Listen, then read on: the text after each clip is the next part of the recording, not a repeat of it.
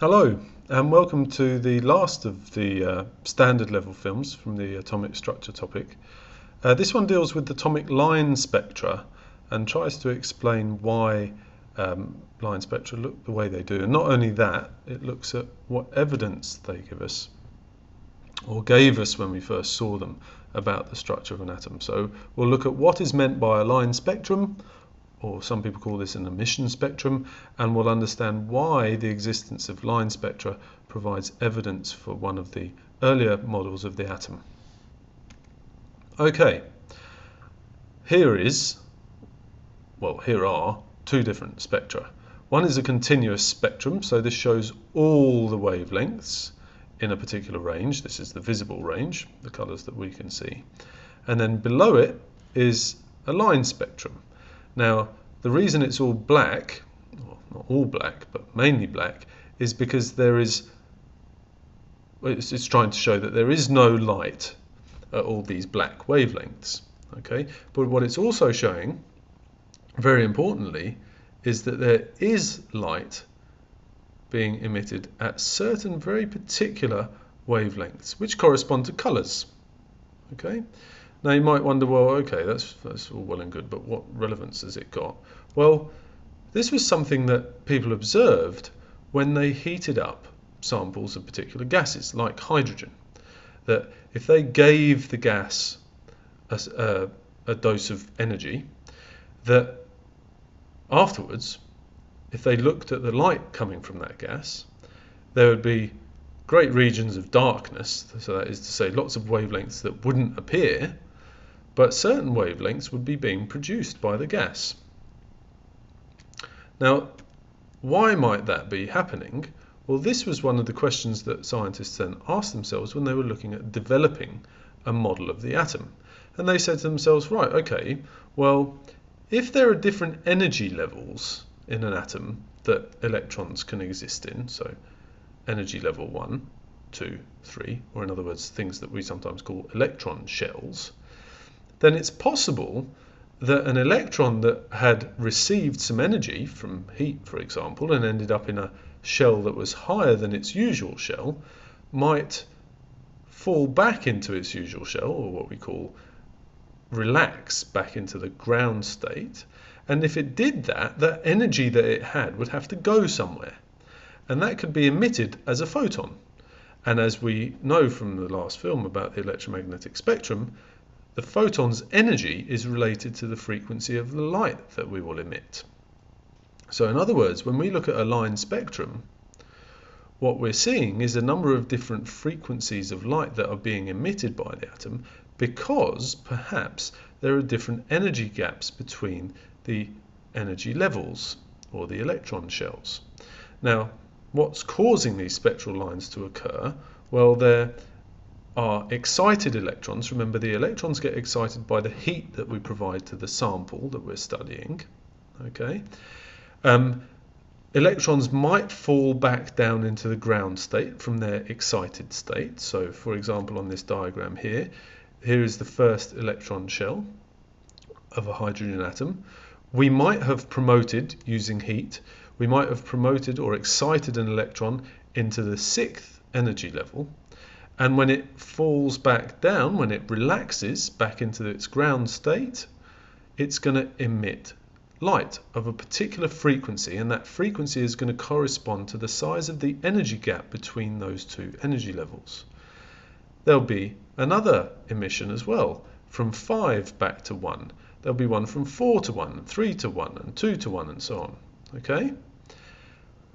In actual fact, these emissions are observed, but they're observed outside of the visible region.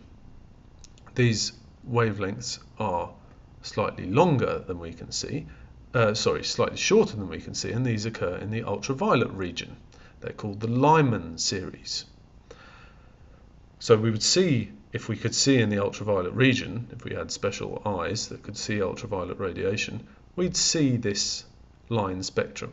In other words, we'd see a line of light coming from our gas at these particular wavelengths, which, remember, correspond to frequencies. Okay. There's another series called the Balmer series. Now, the thing about the Balmer series is these emissions actually do take place in the visible region, so we can see these. So those colours that you saw on the line spectrum, they're colours that we would actually see if we heated up hydrogen gas, if we gave it energy, as the electrons fell back down, in this case to the second energy level, so not to their ground state, but to a different excited state than their higher excited state, they'd be emitting light of these wavelengths, and we can see a lot of these wavelengths. There's also another series which happens at even longer wavelengths than we can see, so in the infrared region that's called the Paschen series, and that involves electrons relaxing, not back to their ground state, from their excited state back to the third energy level. So that's what's causing these lines to appear, right? It's the energy that is being released by the electrons in the form of photons, because they're starting off with more energy and ending up with less, and that energy's got to go somewhere. We can't just destroy that energy. Now, looking at this same idea, and in this particular case looking just at the Balmer series, just the one that is in the visible region. Unfortunately, this spectrum is now the other way around to the one we saw earlier. We've got the longer wavelengths here, the redder colours, and the shorter wavelengths there, the purple colours.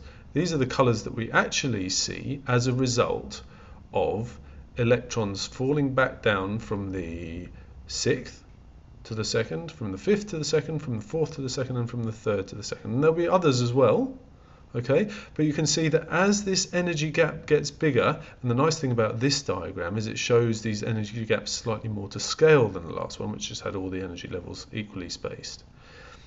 As we fall from higher and higher energy levels, the energy gaps get bigger and bigger, and so the energy of the photon that is released gets higher and higher, and so the wavelengths get shorter and shorter because the light is getting higher and higher frequency. Okay, and these are the actual colours that we see in the visible region from hydrogen, and we call this the Balmer series. But it's not the only one that's important to remember. You need to remember about the Lyman and the Paschen as well, and know what energy levels they involve relaxation back down to. Okay, and remember that this spectrum that we're seeing here with lots of dark and just bands of light, this is showing light that is appearing, so light that is being emitted by the sample. It would be possible to observe an absorption spectrum for hydrogen as well, and if you shone all the different possible wavelengths of light through a sample of hydrogen and observed from the other side what light was getting to you, you'd see that all those wavelengths came through except for the wavelengths that corresponded to particular excitations in this case. So electrons being promoted from one energy level to the next. So in an absorption spectrum, the light would be causing electrons to go up in energy, but it's most common for us to see questions about emission spectra, where electrons are falling back down from higher energy levels to lower ones. And the higher the frequency, or the shorter the wavelength, the higher the energy barrier between those two energy levels that the electrons are traveling between. Okay, now it's important, I suppose, to summarize the key points from this film, because there's a lot to know about this stuff, but only a fairly small amount that you can get asked about. You need to realize that there is a difference in energy between the electron shells, okay? And that when electrons move between one shell and another, particularly when they're falling back down from a high one to a lower one, the frequency or the wavelength of the light that they emit will correspond to the energy between those two electron shells or energy levels. Excited electrons, so that's ones in higher energy levels than they'd normally be, they emit energy as they relax because their energy is falling, so they're releasing energy as photons. And sometimes they'll relax to the ground state, but not always. It depends on which series we're looking at. And the different series of emissions will have different names and occur in different regions of the spectrum. So we've looked at the Lyman, the Balmer, and the Paschen series. Remember, the Balmer one was in the visible region. The Lyman one was too higher energy or too short a wavelength for us to see, so it was in the ultraviolet region. And the Paschen series had low relatively low energies, long wavelengths, which we can't see because they're too red for us, or infrared.